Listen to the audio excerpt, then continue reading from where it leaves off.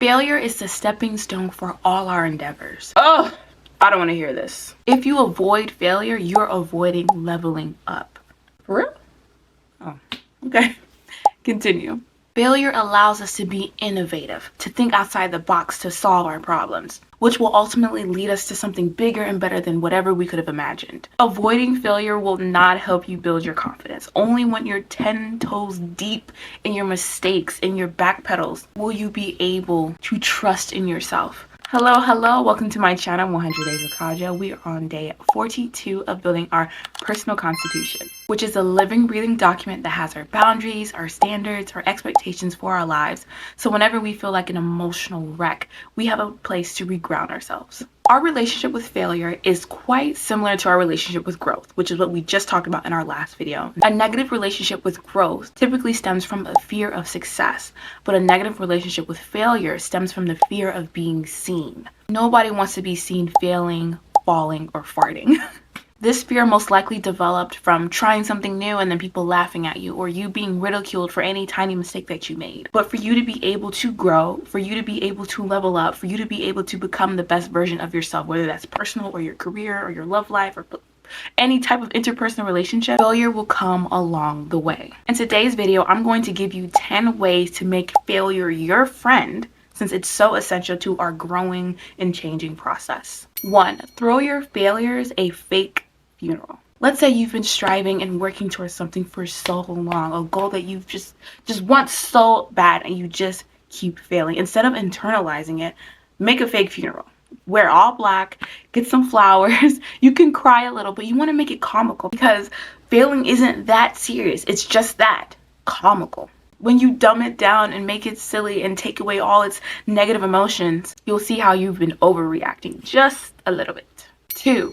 Give your failures pet names. Instead of treating your failures like a curse, treat them like a character. They're a nuisance to your story. They're an antagonist to the protagonist. For instance, for me, I kept failing the CPA exam. I didn't fail by a lot, but I obviously didn't pass. Initially, I was internalizing it, and it was actually making me sick, and I was getting gray hairs, and you could visibly see me decaying. But then I had to learn to let it go and not attach it to myself and not treat it as a curse, but as a character. So I called it Kathy.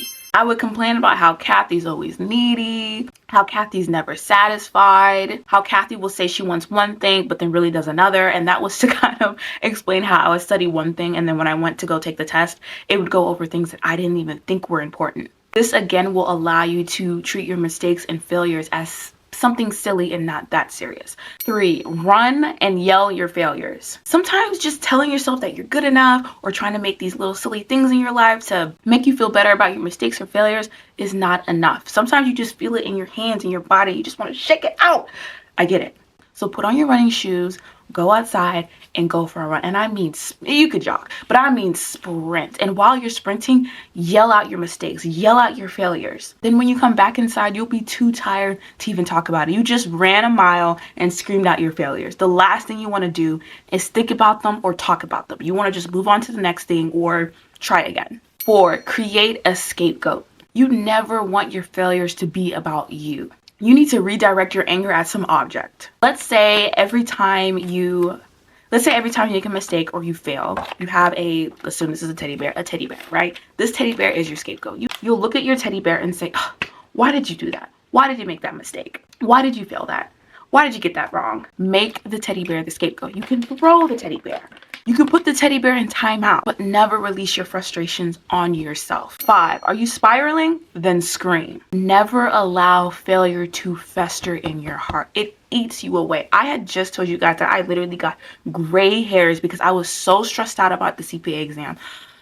That was a time. It was a year of me stressing out. I literally became ugly. And one of the best ways to not allow failure to fester in your heart is to scream. Scream loud, scream long, scream manic. Do whatever you need to do to release the shackles of shame. Because let's be honest, a lot of times we just feel ashamed of failing. 6. Create a lessons learned archive. You can create a Google Doc or have a little notebook where you write down all the lessons that you learned from literally any part of your life. And right next to that lesson, you can also write what are your next steps. For example, when I was studying for the CPA exam, a lesson that I learned was not to study more than 3 hours in one day.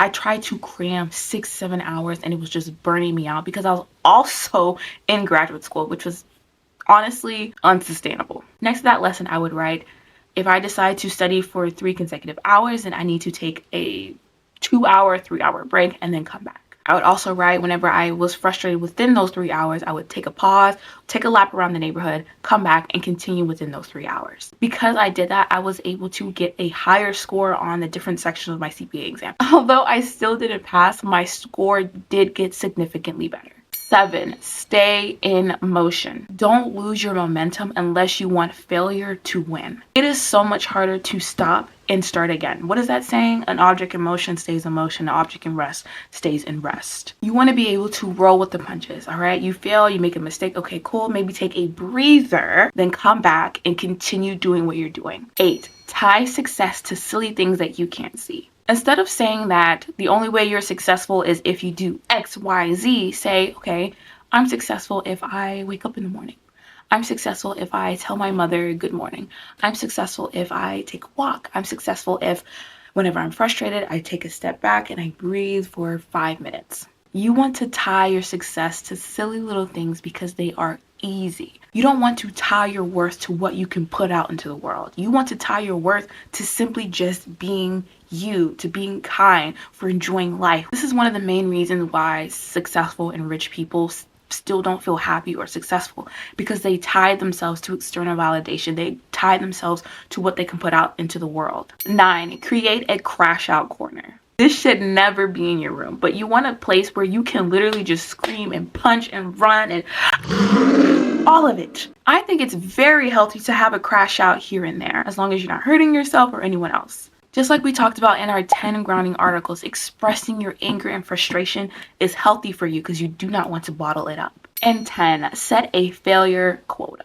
This is exposure therapy at its finest. Not only would you be allowing yourself to fail, but you are also expecting failure along the way. Think about it like this. Let's say you book a flight, and when you book it, it says that it's going to be a straight shot, right? So you get on the plane. Then all of a sudden, they keep stopping and coming down and having to fill gas or do whatever with the plane. That frustrates you because you didn't already have that in your plan. Versus, let's say you book a flight and it says, okay, there's going to be 3 stops.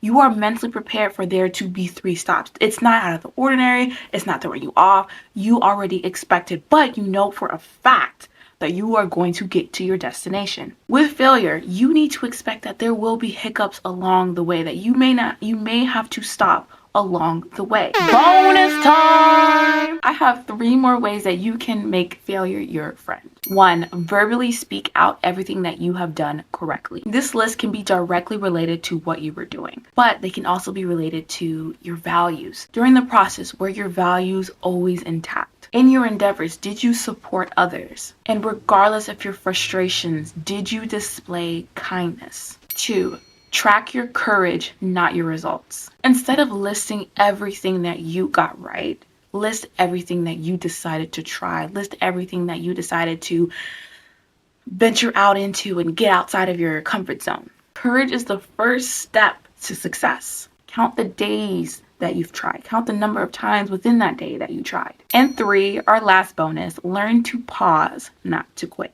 I've said this before, it is 1,000% okay to quit, especially if you know for a fact that it's no longer aligned to who you are and the things that you want in life. However, if it is something that you deeply want, but you want to quit because you feel like a failure, instead of that, take a deep breath, recalibrate, regroup, take a pause, and then get back to it. Sometimes we have so much on our plate and we want so much for ourselves, but adding this one thing to our plate is stressing us out. And perhaps you need to work on something else before you can even get onto this.